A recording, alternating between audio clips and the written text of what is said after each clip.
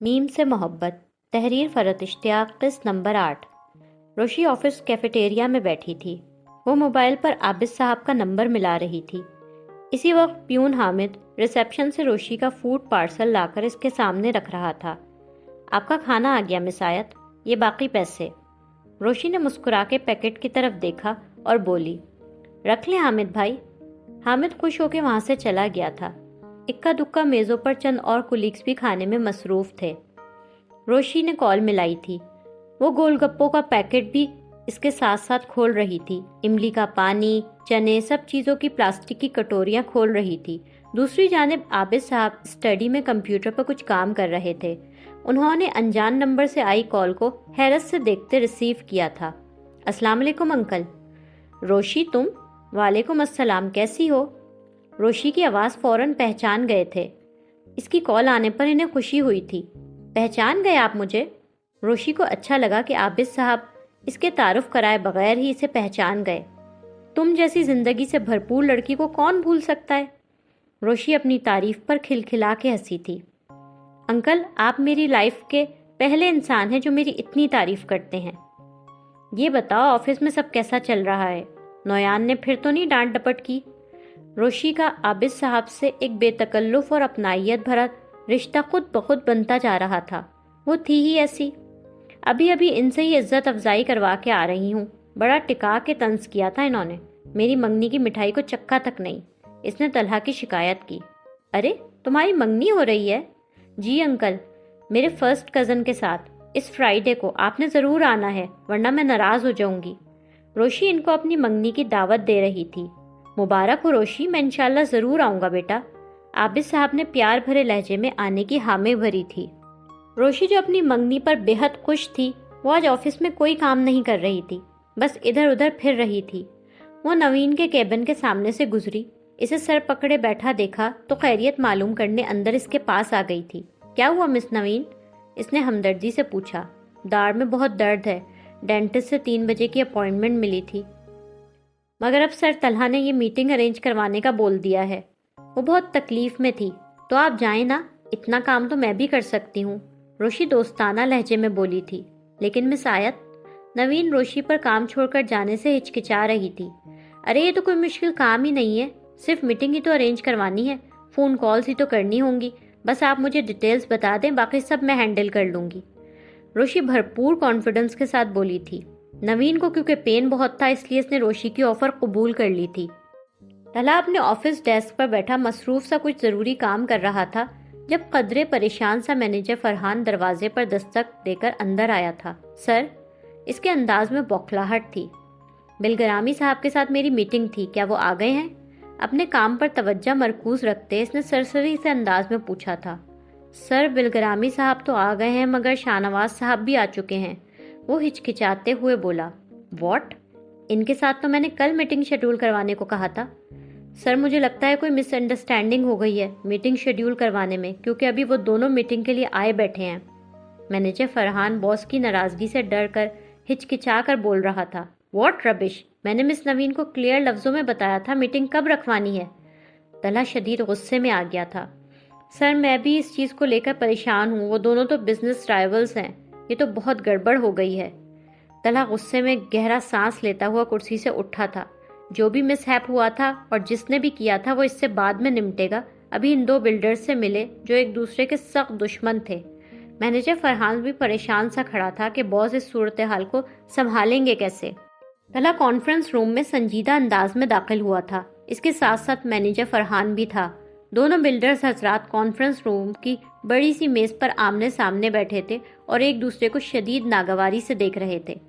تم یہاں کیا کر رہے ہو؟ شاہنواز نفرت سے بولا۔ میں احمد ایسوسی ایٹ کے ساتھ ہمیشہ سے کام کر رہا ہوں، میری بزنس ڈیل خراب کروانے کے لیے تم یہاں بھی آ گئے ہو نا؟ بلگرامی سے اپنی اہمیت جتا کر حقارت سے دیکھ رہا تھا۔ خود نہیں آیا ہوں، طلحہ صاحب نے مجھے خود اپروچ کر کے میٹنگ کے لیے بلایا ہے، شاہنواز تلخ لہجے میں بولا تھا۔ اس بات پر بلگرامی کے چہرے پر سخت ناراضگی اور ناگواری پھیل گئی تھی۔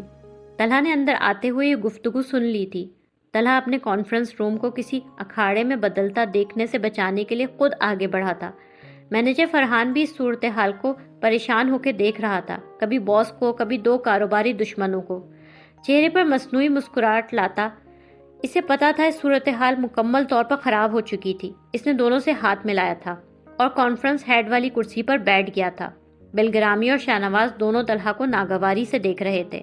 السلام علیکم بلگرامی صاحب، کیسے ہیں شاہ نواز صاحب؟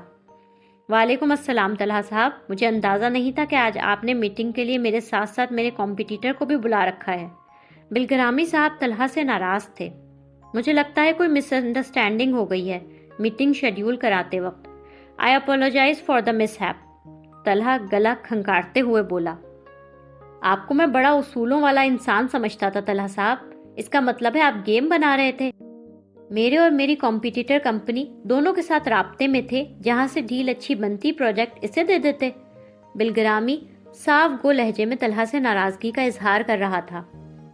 ایسی بات نہیں ہے بلگرامی صاحب، کوئی غلط فہمی۔ طلحہ کی سچویشن بہت آکورڈ ہو گئی تھی۔ کوئی غلط فہمی نہیں ہوئی، سب سامنے ہے۔ آپ اس بے ایمان آدمی شاہ نواز کے ساتھ پروجیکٹ کرنا چاہتے ہیں۔ مجھے سائڈ آپشن کے طور پہ میٹنگ کے لیے بلایا تھا۔ بلگرامی نے طلحہ کی بات کاٹی۔ تم نے بے ایمان کسے کہا ہے؟ وہ دونوں آپس میں شروع ہو گئے تھے، ایک دوسرے کو نفرت سے گھور رہے تھے۔ طلحہ اپنا سر پکڑے بیٹھا ہوا تھا۔ مینیجر فرحان دونوں کو ٹھنڈا کرنے کی کوشش کر رہا تھا۔ پلیز آپ دونوں بات تو سنیں، لیکن وہ دونوں پارٹیاں بات سننے کے موڈ میں نہیں تھیں۔ روشی طلحہ کے روم میں اس کی میز کے سامنے کھڑی تھی۔ طلحہ غصے میں بھرا ہوا اپنی آفس ٹیبل پر بیٹھا تھا۔ مینیجر فرحان طلحہ کے سامنے والی کرسی پر بیٹھا تھا۔ اسے سنجیدہ انداز میں روشی سے پوچھا تھا۔ روشی کو پتا تھا وہ کیا گڑبڑ کر چکی تھی، اس لیے بہت معصوم شکل بنا کے کھڑی ہوئی تھی۔ مس آیت، آپ سے میٹنگ شیڈیول کرانے کا کس نے کہا تھا؟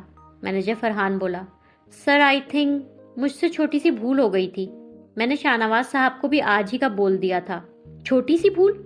مس آیت، یہ آپ کی خالہ کا گھر نہیں ہے، نہ کوئی پکنک اسپاٹ ہے جہاں آپ ہلا گلا کرنے آ جاتی ہیں۔ یہ ایک انجینئرنگ کنسلٹنسی ہے اور یہاں سیریس بزنس ہوتا ہے۔ طلحہ سے مزید اپنا غصہ برداشت نہیں ہو رہا تھا۔ روشی تھوڑی کھسیانی سی ہوئی تھی۔ اس کو طلحہ کا ڈانٹنا برا تو لگ رہا تھا، لیکن یہ بھی پتا تھا کہ غلطی اس کی تھی، اس لیے خاموش کھڑی تھی۔ آپ کی اس غلطی کی وجہ سے آپ کو پتا ہے ہمارے دونوں بلڈرز کے ساتھ تعلقات خراب ہو گئے ہیں۔ فرحان روشی کو اس کی غلطی کی سنگینی کا احساس دلا رہے تھے۔ روشی اس سے زیادہ خاموش رہ کے ڈانٹ ڈپٹ نہیں سن سکتی تھی۔ غلطی ہو گئی تو ہو گئی، اب کیا جان لیں گے؟ سر مائنڈ نہ کیجیے گا، لیکن یہ کوئی ایتھکس تو نہیں۔ آپ لوگوں نے دو کمپنیوں کو پروجیکٹ دینے کے لیے آسرے پہ رکھا ہوا تھا۔ ایک تو آپ غلطی کرتی ہیں، دوسرا مانتی بھی نہیں ہیں۔ میں بہت برداشت کر چکا ہوں۔ اب آپ کا یہ نان سیریس اور ارریسپانسبل بیہیویئر مجھ سے مزید بالکل برداشت نہیں ہوگا۔ اگر آپ نے اپنے طور طریقے نہیں بدلے تو میں تعلقات کا لحاظ نہ کرتے ہوئے آپ کو یہاں سے نکال دوں گا، اور یہ میری لاسٹ وارننگ ہے۔ اس کے جواب پر طلحہ کا دماغ پھک سے اڑ گیا تھا۔ اس کی آواز تھوڑی سی بلند ہوئی تھی۔ یہ لڑکی اس کے ضبط کا امتحان تھی۔ روشی بری شکلیں بناتی ڈانٹ کھا کے وہاں سے نکلی تھی۔ روشی طلحہ کے روم سے ڈانٹ کھا کے تیز قدموں سے اپنے ورک اسٹیشن پر آ کر غصے سے کرسی کھینچ کر بیٹھی تھی۔ وہ اپنے کمپیوٹر کی طرف متوجہ تھی۔ اس کے برابر میں بیٹھنے والی کلیگ نے اسے بغور دیکھا تھا۔ آس پاس بیٹھے تمام کلیگز کو پتا تھا روشی باس سے ڈانٹ کھا کر آ رہی تھی۔ کیا کر رہی ہو مس آیت؟ ریزائن، اپنا ریزگنیشن ٹائپ کر رہی ہوں، روشی فیصلہ کن انداز میں بولی تھی۔ روشی ٹائپ کرتے ہوئے بہت جذباتی سے انداز میں بولی تھی، جیسے آج کے بعد وہ اس آفس میں کبھی پھٹکے گی بھی نہیں۔ وہ غصے سے بھرپور انداز میں تیز کی بورڈ پر انگلیاں چلاتی کچھ ٹائپ کر رہی تھی۔ اس کی کلیگ نے جھک کر اس کی کمپیوٹر اسکرین کی طرف دیکھا، جس پر ٹائپ کی الفاظ چمک رہے تھے۔ Dear sir, go to hell, I resign, good bye. Roshi کا اتنا سہانا اور شاندار استعفیٰ پڑھ کر کلیگ کا بے اختیار قہقہہ نکلا۔ واہ واہ، کیا ریزگنیشن لیٹر تیار کیا ہے آپ نے۔ روشی نے کلیگ کو ایک نظر دیکھا۔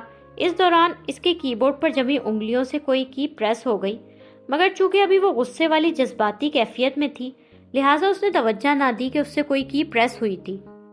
کسی برائڈل کپڑوں کی شاپ پر عمر کے ساتھ سلیقہ بیٹھی ہوئی تھی۔ دکاندار انہیں شادی بیاہ کے فینسی خوبصورت جوڑے دکھا رہا تھا۔ عمر بھی خوش ماں کے ساتھ بیٹھا ہوا تھا۔ انہوں نے کسی شوق کلر کے سوٹ کی طرف اشارہ کیا تھا۔ وہ شاکنگ پنک والا دکھائیں؟ امی اتنے برائٹ کلر ماہی کو پسند نہیں، کوئی لائٹ کلر دیکھیں۔ عمر نے فوراً ماں کو ٹوکا تھا۔ پہننا روشی کو ہے تو کلر بھی اسی کی پسند کا لوں گی نا۔ سلیقہ سوٹ کا دوپٹہ ہاتھ میں پکڑ کر اطمینان سے بولی تھی۔ وہ کام کی کوالٹی چیک کر رہی تھی۔ آپ میری منگنی کا سوٹ لینے آئی ہیں غالباً، پھر یہ روشی بیچ میں کہاں سے آ گئی؟ عمر حیران پریشان سا ہوا تھا۔ منگنی کا ڈریس دلہن ہی پہنے گی نا، یا اس کی بہن؟ سلیقہ بدستور کپڑے کی کوالٹی چیک کر رہی تھی۔ وہ اطمینان سے بولی، کیا مطلب ہے؟ کیا میری منگنی ماہی سے نہیں ہو رہی؟ عمر کے سر پر ایک بم پھٹا تھا۔ روشی سے ہو رہی ہے، تم نے ہی تو کہا تھا۔ سلیقہ کچھ پریشان سی ہو کے عمر کی طرف دیکھ رہی تھی۔ انہیں عمر کے سوال جواب عجیب لگے تھے۔ دکاندار ان ماں بیٹے کو ان نظروں سے دیکھ رہا تھا جیسے سوچ رہا ہو پہلے آپ دونوں آپس میں دلہنیں طے کر لیں، پھر کپڑے پسند کر لیجیے گا۔ دلہا بیچارے کا یہ حال تھا کہ اسے منگنی کا ڈریس پسند کرتے کرتے انکشاف ہوا تھا کہ اس کی ہونے والی منگیتر کوئی اور تھی۔ سلیقہ اور عمر بازار سے واپس آ گئے تھے۔ عمر بہت پریشانی اور خفگی سے ماں سے بولا تھا، اس کا مطلب ہے آپ میرا رشتہ روشی سے طے کر کے آئی ہیں؟ فرائیڈے کو میری انگیجمنٹ روشی کے ساتھ ہے۔ عمر بہت صدمے سے یہ الفاظ دہرا رہا تھا۔ اس کی سمجھ میں نہیں آ رہا تھا کہ وہ اپنا سر کہاں جا کے پیٹے۔ ہاں، سلیقہ کچھ کھسیانی ہوئی تھی۔ مائی گاڈ امی، آپ اتنی بڑی غلطی کیسے کر سکتی ہیں؟ تبھی میں کہوں ماہی مجھ سے اتنی اکھڑی اکھڑی کیوں تھی؟ عمر جذباتی سا ہو کے خفگی بھرے لہجے میں بولا تھا۔ اسے سمجھ نہیں آ رہا تھا کہ وہ اب اس غلط فہمی کو کیسے دور کر پائے گا۔ سلیقہ بالکل روشی ہی جیسی تھی۔ اپنی غلطی ماننا تو انہوں نے سیکھا ہی نہیں تھا۔ فوراً بولی تھی، تم نے ہی تو کہا تھا تمہیں صدف مامی کے گھر رشتہ کرنا ہے۔ ہاں، مامی کے گھر کہا تھا، مگر روشی کے لیے ہرگز نہیں۔ وہ تو میرے لیے چھوٹی بہنوں جیسی ہے، اس کے بارے میں تو میں ایسا سوچ بھی نہیں سکتا۔ وہ ناراضگی سے بولا تھا۔ عمر، غلطی تو تمہاری بھی ہے۔ اگر ایسی بات تھی تو تمہیں صاف صاف ماہی کا نام لے کے ہمیں بتانا چاہیے تھا نا۔ جلال سنجیدگی سے بیٹے کو اس غلطی کا احساس دلا رہے تھے۔ ہاں، یہی بہت بڑی بھول ہو گئی مجھ سے۔ میں سمجھ رہا تھا مائی بڑی ہے اور یہ آبویس ہے کہ رشتہ آپ ماہی کے لیے ہی لے کے جائیں گی۔ مجھے کیا پتا تھا آپ اپنی فیوریٹ روشی کو میرے لیے چنیں گی۔ عمر چڑ کر بولا تھا، برخوردار اور کرو ماں کی تعریفیں، انہوں نے تمہارے لیے لڑکی بھی اپنی ہی جیسی چن لی۔ جلال نے اس کے کان کے قریب آ کر سرگوشی کی تھی۔ بابا پلیز، دس از ناٹ فنی۔ عمر جھنجھلایا ہوا تھا۔ کشمش، آپ دیکھ رہے ہیں اسے، کتنی عجیب باتیں کر رہا ہے یہ۔ اسی کے کہنے پہ بھائی میاں کے ہاں رشتہ طے کیا ہے، اب اس کی باتیں سنیں۔ سلیقہ جلال سے بولی، امی میں روشی سے کسی قیمت پر منگنی نہیں کروں گا، مجھے ماہی پسند ہے اور میں اسی سے شادی کروں گا۔ عمر روٹھے لہجے میں بولا تھا۔ لیکن عمر، منگنی طے ہو چکی ہے، تیاریاں ہو رہی ہیں، 2 دن بعد فنکشن ہے، اب یہ بات کرنا تو بالکل مناسب نہیں ہوگا۔ جلال پریشانی بھرے لہجے میں بولے، آپ لوگوں کی غلط فہمی اور غلطی نے مجھے اس مصیبت میں ڈالا ہے، اب آپ لوگ ہی اس مصیبت سے نکالیں مجھے۔ عمر جھنجھلا کر بولتا ہوا صوفے پر سے اٹھ گیا تھا۔ میں تو اب یہ بات ہرگز نہیں کر سکتی، اس لڑکے کا دماغ خراب ہو گیا ہے، یہ میکے میں میری بات خراب کرائے گا۔ بھابھی بیگم تو ویسے ہی مجھ سے خار کھاتی رہتی ہیں، اس بات پر تو وہ طوفان اٹھا دیں گی۔ سلیقہ پریشانی بھرے لہجے میں اونچی آواز میں بولی تھی۔ روہیل اپنے کمرے میں غمزدہ سے انداز میں لیٹا ہوا تھا۔ ناہید کمرے میں آئی تھی، کمر پر ہاتھ رکھ کے بیٹے کو ذرا ناراضگی سے گھورتی ہوئی بولی، کیا ناکام عاشقوں کی طرح پڑے ہو، کام پہ نہیں جانا کیا؟ میرا اس دنیا سے دل اٹھ گیا ہے اماں، یہاں سچے پیار کی قدر ہی نہیں۔ روہیل ایسے بولا جیسے اس کی محبوبہ نے اس سے بے وفائی کی ہو۔ میرے پیار میں کون سی کمی رہ گئی تھی اماں، جو روشی مجھے چھوڑ کے جا رہی ہے؟ 2 دن کے پیار کو تم نے بخار سمجھ لیا۔ ناہید چڑ کر بولی تھی، اماں تم میرے پیار کو جھوٹا سمجھ رہی ہو۔ میں جیب میں پیٹرول لے کر پھر رہا ہوں، ادھر روشی عمر کے نام کی انگوٹھی پہنے گی، ادھر میں اس کے گھر کے سامنے جا کر خود کو آگ لگا لوں گا، سارے ٹی وی والے جمع ہو جائیں گے۔ روہیل جذباتی ہو کے بول رہا تھا، پیٹرول تمہاری جیب میں کیسے آ گیا؟ اماں تم کتنی ظالم ہو، بیٹا جان دینے جا رہا ہے اور تم مجھے روکنے کے بجائے پوچھ رہی ہو میں پیٹرول جیب میں کیسے رکھوں گا؟ ظاہر ہے بوتل میں بھر کے رکھوں گا۔ ناہید کا روہیل کی خودکشی کے بجائے پیٹرول کیسے جیب میں رکھا جائے اس پر دھیان تھا۔ تو پوری بات کرو نا، میں یہی سوچ رہی تھی پیٹرول تو لیکوڈ ہے، وہ جیب میں کیسے آ سکتا ہے؟ تم مذاق سمجھ رہی ہو نا، میں سچ مچ خود کو آگ لگا لوں گا۔ روہیل فلمی ہیرو بنا ہوا تھا۔ اچھا گاڑی سے دور ہٹ کے خود کو آگ لگانا، نئی گاڑی ہے۔ ناہید ابھی بھی اس کی بات تو سیریس نہیں لے رہی تھی، انہیں پتا تھا جان دینے والا جگرا ان کے بیٹے کے پاس نہیں ہے۔ بیٹا موت کو گلے لگانے جا رہا ہے اور تمہیں اپنی گاڑی کی پڑی ہے۔ روہیل شکایتی نظروں سے ماں کو دیکھ رہا تھا۔ تمہاری طرح جذباتی اور پاگل نہیں ہوں کہ سیدھی میدان حشر تک پہنچ جاؤں۔ جب یہ منگنی ہوگی ہی نہیں تو بلا آگ لگانے کی ضرورت ہی کیوں پڑے گی؟ नाहिद अब बेटे को समझा रही थी। हाँ, बड़ी जादू की छड़ी है ना तुम्हारे पास, घुमाओगी और रोशी की मंगनी मेरे साथ हो जाएगी। रुहेल जलकर बोला था। तुम्हारे साथ हो ना हो, उमर के साथ तो हरगिज नहीं होगी। मैं आज तुम्हारी खाला के साथ पत्थर वाले बाबा के पास जा रही हूँ, इनके तावीज़ों में बड़ा असर सुना है। रुहेल जो ना उम्मीद सा लेटा था, इसने माँ की बात को बेजारी से सुना था, मगर नाहिद की आंखें चालाकी से चमक रही थी कि वो ऐसे जादू टोने कराएंगी जिससे रोशी की मंगनी उमर से होगी ही नहीं। माही टेरेस पर अकेली गुमसुम अफसुर्दा सी खड़ी थी। उमर और रोशी की अनकरीब होने वाली मंगनी के लिए वो खुद को जहनी तौर पर तैयार करने की कोशिश कर रही थी। उमर टेरेस पर आया, वो माही को ही ढूंढ रहा था। तुम यहाँ हो? चमन बुआ कह रही थी तुम स्टडी में पढ़ रही हो। तुम यहाँ कैसे? 2 दिन बाद मंगनी है, जाके तैयारियों में पुप्पो की हेल्प कराओ। माही ने चौंक कर उमर को देखा था। ये कहते हुए वो उमर को वहीं छोड़कर टेरेस से जाने लगी थी।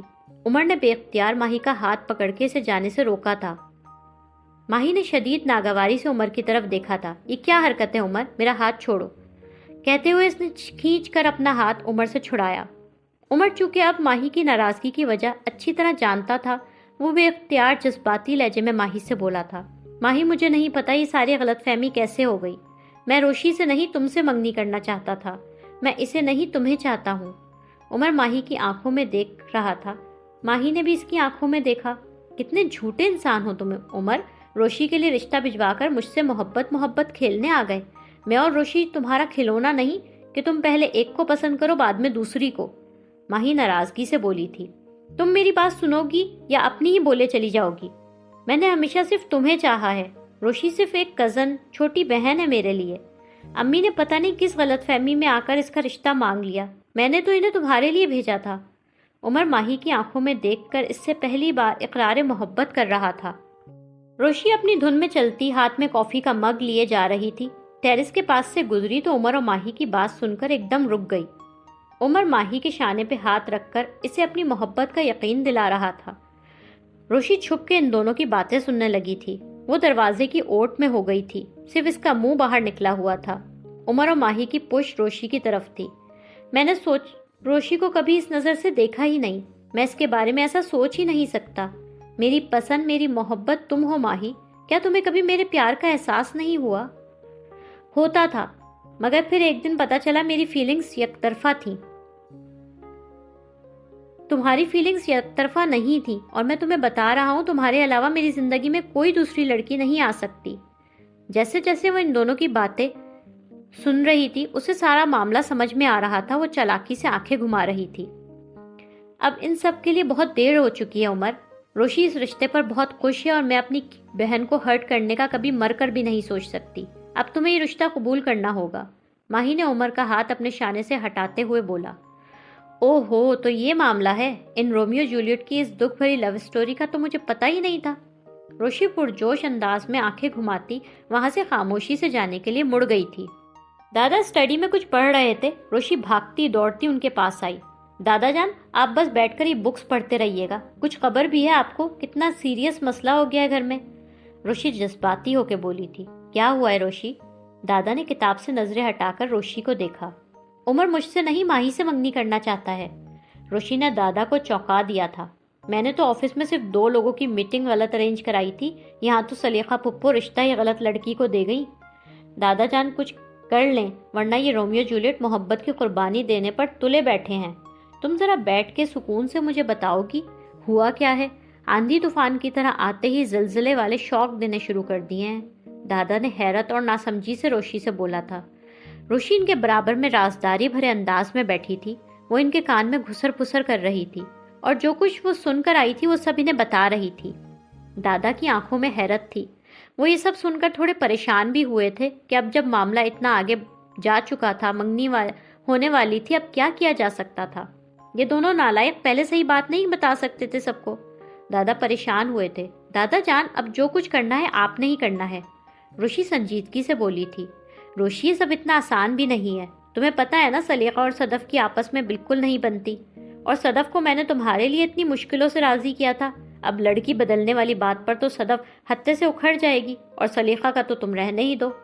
दादा अपने माथा रगड़ते हुए परेशानी से बोले थे। तो आप दादा हैं, घर के बड़े हैं, हुक्म दें कि ये मेरा हुक्म है। روشی جذباتی ہو کے بولی تھی، آپ کو یہ کرنا ہی ہوگا دادا جان، تم اچھا مجھے پھنسوانے کا انتظام کرو گی، آپ نہیں پھنسیں گے، میرے ذہن میں ایک پلان ہے، کان قریب لائیں۔ روشی شرارت سے آنکھیں گھماتی ان سے کہہ رہی تھی۔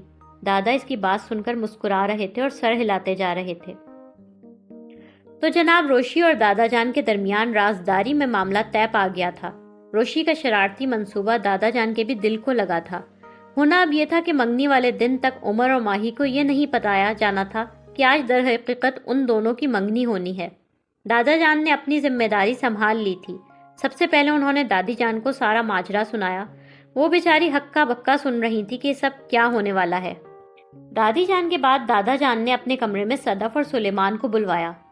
دادی ابھی بھی شوق کی سی کیفیت میں خاموشی سے بیٹھی تھی، جبکہ دادا جان بڑے مزے سے صدف اور سلیمان کو یہ بتا رہے تھے کہ چونکہ عمر اور ماہی ایک دوسرے کو پسند کرتے ہیں، لہٰذا اب عمر کے ساتھ روشی کی نہیں ماہی کی منگنی ہوگی۔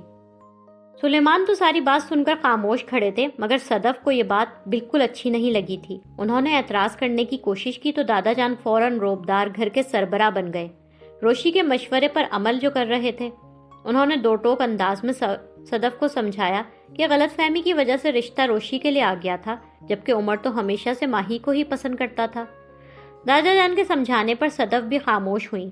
چونکہ وقت کم تھا، لہٰذا صدف اور سلیمان کو اعتماد میں لینے کے بعد دادا جان دادی جان کو لے کر اسی شام سلیقہ کے گھر جا پہنچے۔ سلیقہ اور جلال کو تو پہلے ہی عمر کی ماہی کے لیے پسندیدگی کا پتہ تھا۔ وہ دونوں تو صدف اور سلیمان کی ناراضگی کے خیال سے چپ رہے تھے، ورنہ بیٹے کی ماہی کے لیے چاہت ان پر واضح تھی، لہٰذا دادا جان کو وہاں کوئی محنت نہیں کرنی پڑی۔ ہاں، اتنا ضرور سمجھانا پڑا کہ ابھی عمر کو بتانا کچھ بھی نہیں ہے۔ انجینئر ہاؤس میں منگنی کا دن آ چکا تھا۔ گھر کو خوب سجایا جا رہا تھا، ہر کوئی خوش تھا سوائے عمر اور ماہی کے۔ وہ دو اداس لیلا مجنوں منہ لٹکائے اپنے اپنے گھروں میں گھوم رہے تھے۔ ماہی کمرے میں بیٹھی تھی، اسے پتا تھا اب روشی کو دلہن بننے پارلر جانا ہے۔ وہ جبراً مسکرا رہی تھی، اپنی بہن کے لیے خوش ہونے کی کوشش کر رہی تھی۔ روشی خوشی خوشی اپنا منگنی کا جوڑا، جوتے، جولری بیگ میں رکھ رہی تھی۔ چلو جاؤ روشی، پارلر جانے کا ٹائم ہو گیا ہے۔ صدف، چمن بوا اور روشی نے کنکھیوں سے ایک دوسرے کی طرف دیکھا تھا۔ انہیں اچھی طرح پتا تھا کہ ماہی اس وقت اندر سے کتنی اپسیٹ ہے اور اوپر سے مسکرا رہی ہے۔ وہ تینوں ماہی کی حالت کا مزہ لے رہی تھی۔ ماہی تم بھی چلو میرے ساتھ، روشی خوشی سے بھرپور لہجے میں ماہی سے بولی تھی۔ اس کا بیگ چمن بوا نے اٹھا رکھا تھا۔ ماہی بہن کا دل رکھنے کی خاطر جبراً مسکرا کے بولی، ہاں چلو۔ وہ روشی کی خواہش پر اس کے ساتھ سیلون جانے کے لیے تیار تھی۔ روشی اور ماہی سیلون جا رہی تھی۔ روشی نے وہاں سے جاتے جاتے دادی اور صدف کو آنکھ ماری تھی۔ وہ خوب بہن کے ساتھ ڈرامہ کر رہی تھی۔ ماہی سمجھ رہی تھی کہ منگنی کی دلہن روشی نے بننا ہے۔ اسے پتا ہی نہیں تھا کہ دلہن بنانے روشی اسے لے کے سیلون جا رہی تھی۔ روشی اور ماہی پارلر میں کھڑے تھے، وہاں ایک دو اور برائڈس بھی تیار ہو رہی تھی۔ میک اپ آرٹسٹ وہاں آئی تھی۔ وہ ان دونوں کی طرف دیکھتے ہوئے پوچھ رہی تھی، آپ میں سے انگیجمنٹ برائڈ کون ہے؟ یہ میری بہن، روشی مسکرا کے بولی۔ ماہی نے ہکا بکا ہو کے روشی کی شکل دیکھی۔ روشی، یہ سب کیا ہے؟ ماہی حیرانگی سے بولی، باتیں بعد میں، ابھی تم تیار ہو جاؤ پہلے، پھر سب پتہ چل جائے گا تم کو۔ روشی نے ہاتھ پکڑ کے ماہی کو میک اپ آرٹسٹ کے سامنے چیئر پر بٹھا دیا تھا۔ ماہی کو سمجھ میں نہیں آ رہا تھا کہ سب کیا ہو رہا تھا۔ میک اپ آرٹسٹ نے ماہی کو دلہن بنانا شروع کر دیا تھا۔ منگنی کی خوب پر رونق سی تقریب تھی۔ دونوں گھروں کی پہلی شادی تھی، اس لیے خوب اہتمام دونوں ہی طرف کیا گیا تھا۔ انجینئر ہاؤس کے گارڈن میں تقریب ارینج کی گئی تھی۔ خوبصورت اسٹیج بنا تھا، پھولوں اور لائٹوں سے بہت اچھی سجاوٹ کی گئی تھی۔ مہمان آ چکے تھے۔ اسٹیج پر عمر منہ لٹکائے افسردہ سا بیٹھا تھا۔ اس نے اچھے سے ڈیزائنر کا شلوار قمیض اور ویسٹ کوٹ پہن رکھی تھی۔ ہینڈسم لگ رہا تھا مگر خوش بالکل بھی نہیں تھا۔ سلیقہ، صدف، دادی سب بہت اچھی تیار تھیں۔ دادا، دادی، صدف مہمانوں سے مل رہے تھے۔ روشی اندر سے دلہن بنی ماہی کو بہت پیار سے تھام کر باہر لا رہی تھی۔ ماہی بہت پیاری لگ رہی تھی۔ روشی نے بھی پیارا سا کام بنا لہنگا پہن رکھا تھا۔ تمام لوگ دلہن کی طرف متوجہ ہوئے تھے۔ روشی بہن کو اسٹیج کی طرف لا رہی تھی۔ افسردہ شکل بنائے اسٹیج پر بیٹھے عمر نے بے دلی سے سامنے دیکھا تھا۔ دلہن بنی ماہی کو دیکھ کر اسے اپنی آنکھوں پر یقین نہیں آ رہا تھا۔ اسے لگا جیسے وہ کوئی خواب دیکھ رہا ہو۔ اس نے آنکھیں بند کر کے دوبارہ کھولی تھی، جیسے اپنی آنکھوں کا دھوکا لگا ہو اسے۔ تب بھی ماہی سامنے چل کر آتی ہوئی اسے نظر آئی۔ عمر کے چہرے پر بے اختیار خوشی پھیلی تھی اور وہ اپنی دلہن کا استقبال کرنے کے لیے اٹھ کھڑا ہوا تھا۔ عمر ہاتھ آگے بڑھا کر ماہی کو اسٹیج پر چڑھنے کے لیے تھام رہا تھا۔ ماہی اسٹیج پر آ گئی تھی۔ ناہید روشی کی منگنی میں جانے کے لیے تیار ہو رہی تھی۔ کام سے بھرا جوڑا، ڈھیروں سونا، بالوں کا جوڑا، بھرپور تیاری تھی ان کی۔ کانوں میں جھمکے پہن رکھے تھے اور جھمکوں کے ساتھ کے سہارے جوڑے میں لگا رہی تھی جب روہیل بہت ناراض اور غمزدہ کمرے میں آیا تھا۔ قمیض کا گریبان کھلا ہوا تھا، بال بکھرے اور شیو بڑی ہوئی تھی۔ ایک ناکام عاشق والا پورا حلیہ تھا اس کا اس وقت۔ ماں کی تیاری دیکھ کر اس کے دل پر چوٹ لگی تھی۔ میرے زخموں پر نمک چھڑکنے روشی کی منگنی میں جا رہی ہو اماں؟ روہیل ماں سے شکایتی لہجے میں بولا تھا۔ ہاں تو اگر نہیں گئی تو وہ لوگ سمجھیں گے ہم جل گئے ہیں۔ ناہید برا سا منہ بنا کے بولی۔ مجھے تمہاری باتوں میں آنا ہی نہیں چاہیے تھا۔ جب انہوں نے میرے رشتے کو منع کیا تھا اسی وقت سمجھ جانا چاہیے تھا کہ روشی میرے نصیب میں نہیں۔ جھوٹے مکار لوگ، میری باری میں بچی پڑھ رہی تھی، اب اس عمر کا رشتہ آیا تو کیسے ہاں کر دی؟ روہیل جل کے بولا تھا۔ تم نہ بیٹھے جلتے کھلستے رہنا، میں جا رہی ہوں۔ پتھر والے بابا کا تعویذ لے کے کسی بھی بہانے سے شربت میں ڈال کے روشی کو پلا دوں گی۔ وہ منگنی سے اسی وقت صاف انکار کر کے میری عاشق ہو جائے گی، پھر تو جو میں کہوں گی وہ مانے گی روشی۔ ناہید نے ہاتھ میں پکڑی ایک پڑیا روہیل کو دکھائی تھی اور اسے بڑے یقین سے پرس میں رکھا تھا۔ اماں اب میں اور اپنا مذاق نہیں بنوا سکتا۔ روشی دودھ تھی تو میں کھٹا لیموں، پھٹ کے میری زندگی کا پنیر بن گیا۔ اب بھی تم مجھے جھوٹے خواب دکھا رہی ہو۔ روہیل ناراضگی سے ماں سے بولا تھا۔ تم لفافہ بھی دے کے آؤ گی؟ روہیل تڑپ کے بولا۔ دیکھوں گی کھانے میں کیا کیا ہے، اگر اچھا کھانا ہوا تو لفافہ دے دوں گی، ورنہ رش میں کس سے پتہ چلنا ہے۔ ناہید اوچھے پن سے باز نہیں آ رہی تھی۔ انہوں نے اپنا چمکیلا ستاروں والا پرس اٹھایا اور باہر نکل آئیں۔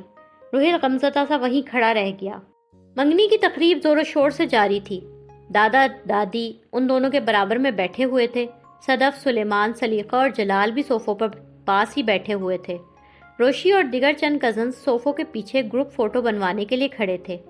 دادی نے ہاتھ میں پکڑی ڈبیا کھول کر ماہی کو دی تھی کہ وہ عمر کو پہنا دے۔ سب کے چہروں پر خوشی تھی۔ ماہی خوشی بھری شرماہٹ کے ساتھ عمر کو رنگ پہنا رہی تھی۔ روشی نے دونوں کے کندھوں پر ہاتھ جما کے شرارتی انداز میں کہا تھا، دعائیں دو تم دونوں مجھے، ورنہ ابھی یہاں پر ایک سیڈ فلمی سچویشن چل رہی ہوتی۔ عمر اور ماہی جھیپ کر مسکرا دیے تھے جبکہ سب بڑے ہنس رہے تھے۔ ویسے آپ لوگوں نے ہمیں خوب الو بنایا، عمر کھسیا کر بولا تھا۔ سب روشی کا آئیڈیا تھا۔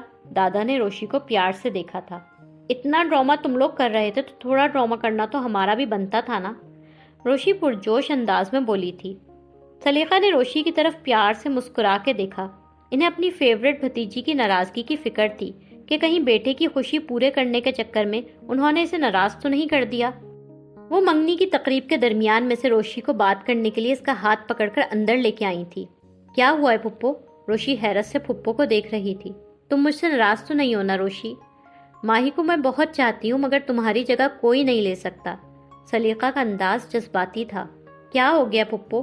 یہ دلہن تو چینج ہی میں نے کروائی ہے، ورنہ وہ رومیو جولیٹ تو اپنی لو اسٹوری کی بینڈ بجا چکے تھے۔ ان کا پھیلایا رائتا میں نے سمیٹا ہے۔ روشی نے اپنا سر پیٹا تھا۔ ابھی امی ہوتی نا سامنے تو اس زبان و بیان پر ایک لمبی کلاس ہو جانی تھی تمہاری۔ سلیقہ ہنس کے بولی تھی۔ سلیقہ کو وہ اطمینان ہو گیا تھا کہ روشی ان سے خفا نہیں، اور وہ اس بات سے خوش اور پرسکون ہوئی تھی۔ وہ دونوں ہنستے ہوئے واپس فنکشن میں چلے گئے تھے۔ ناہید منگنی کی تقریب میں شرکت کے لیے گارڈن میں داخل ہوئی۔ ان کے ہاتھ میں تعویذ کی پڑیا تھی۔ وہ باقاعدہ مشن پر تھیں کہ یہ تعویذ روشی کو پلا سکیں۔ مہمانوں سے ملنے میں مصروف میزبانوں کو ابھی ناہید کے آنے کا پتہ ہی نہیں چلا تھا۔ سامنے سے ایک ویٹر ٹرے میں کولڈ ڈرنک، جوس اور شربت کے گلاس مہمانوں کو سرو کرنے کے لیے لے جا رہا تھا۔ اس میں سے لال شربت کا گلاس ناہید نے جلدی سے بڑھ کر اٹھایا تھا اور ادھر ادھر چوکنی نظروں ڈال کر فوراً وہ تعویذ گلاس میں ڈال دیا۔ وہ ڈائریکٹ کسی بھی بہانے سے جا کر یہ شربت روشی کو پلانا چاہتی تھی۔ اسی وقت سامنے سے آتے جلال سے ان کی ٹکر ہوتے ہوتے بچی تھی۔ جلال نے بہت غور سے ناہید کو دیکھا تھا۔ ناہید جلدی میں تھی، انہیں اگنور کر کے آگے بڑھنا چاہتی تھی مگر ان کے دوپٹے پہ لٹکے گھنگروؤں میں سے ایک گھنگرو جلال کی کوٹ کی آستین کے بٹن میں پھنس گیا تھا۔ جلال کا ٹھرکی پن فوراً باہر نکلا تھا۔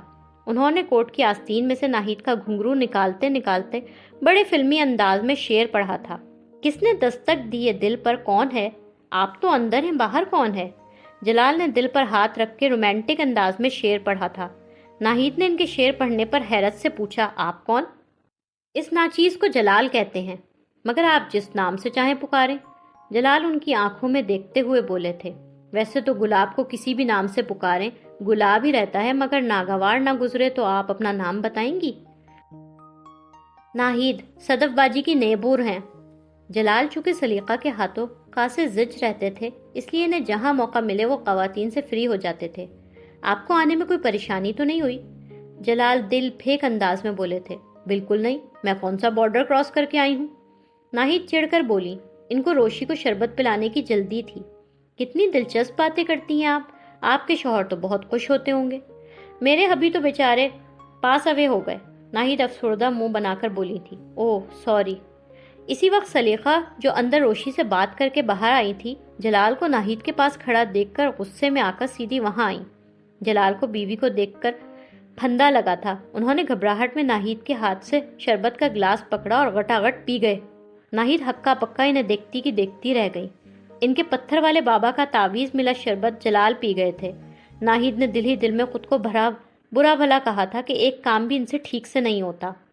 کیا کر رہے ہیں کشمش؟ ان کا انداز نرم مگر آنکھوں میں غیظ و غضب بھرا تھا۔ سلیقہ کے کشمش کہنے پر ناہید کو اسی لمحے سمجھ آ گیا کہ جلال سلیقہ کے شوہر ہیں۔ کچھ نہیں جان، بس وہ، جلال ہکلا کر بولے۔ اچھا یہ آپ کے ہبی ہیں، بڑے ہی مذاقیہ ہیں، بڑے اچھے شعر سناتے ہیں۔ ناہید جان بوجھ کر سلیقہ کا دل جلانے کے لیے بولی تھی۔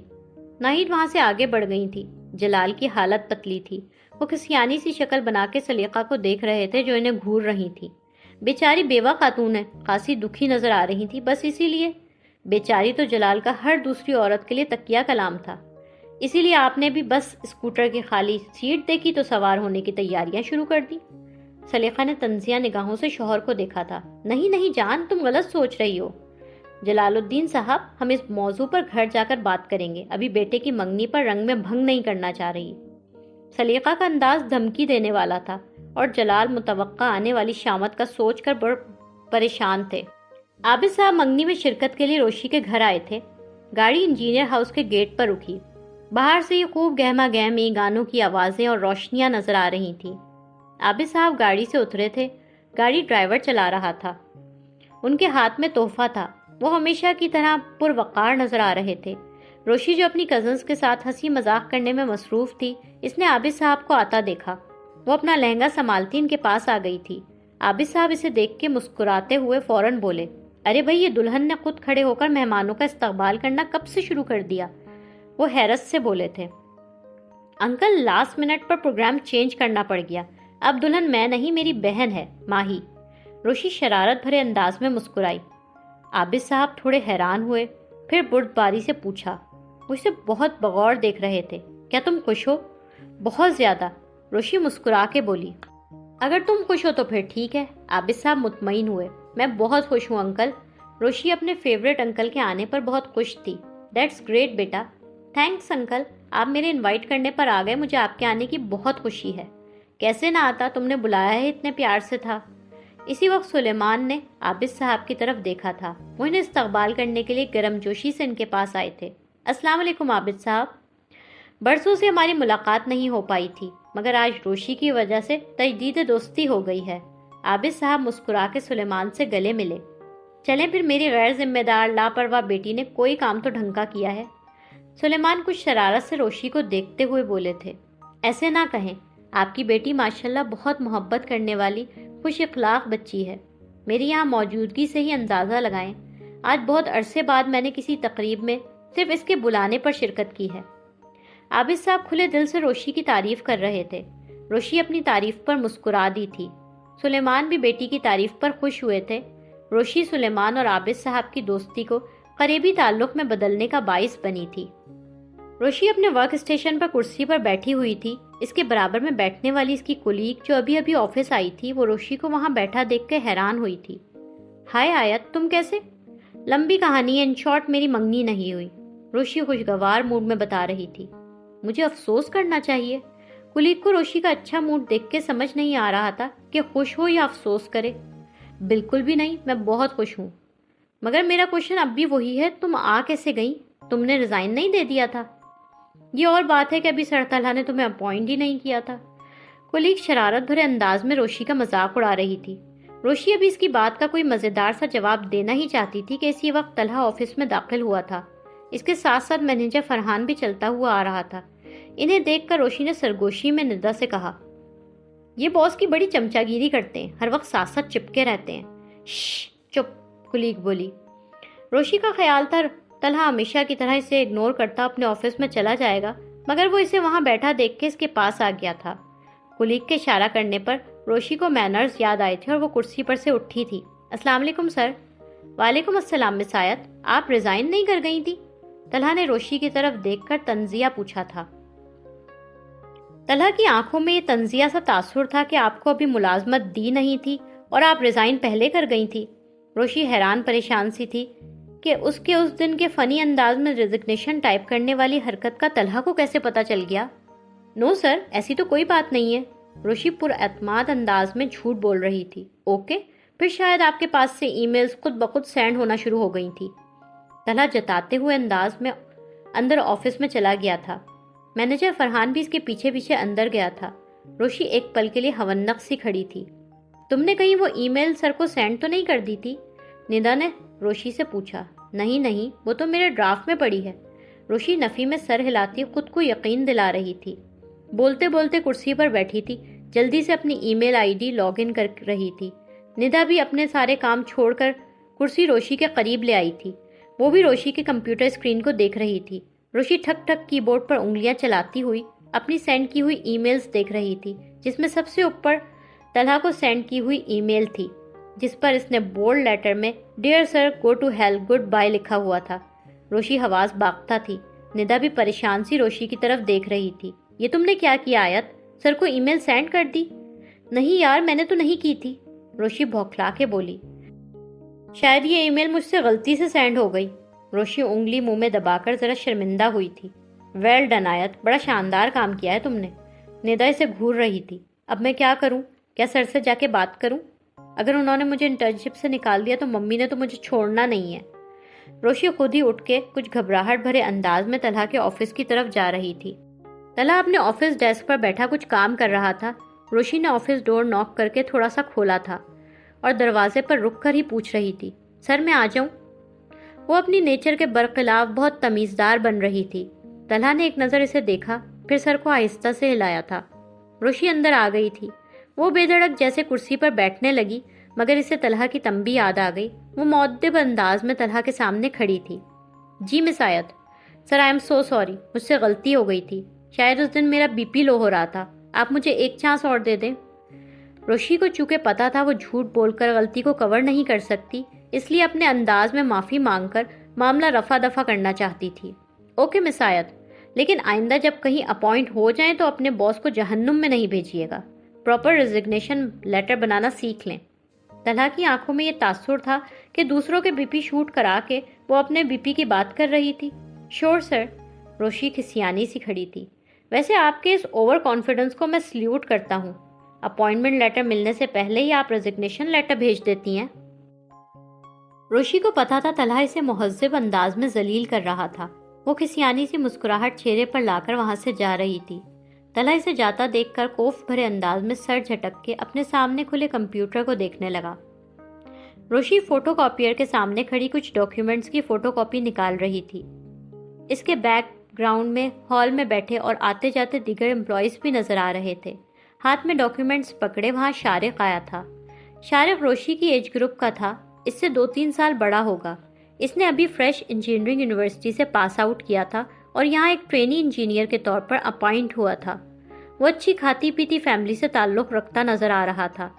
اچھا سا فارمل پینٹ شرٹ پہنا ہوا تھا، گڈ لکنگ لڑکا تھا، ایسا کہ لڑکیاں اسے پسند کریں، زندہ دل، ہنسنے بولنے والا۔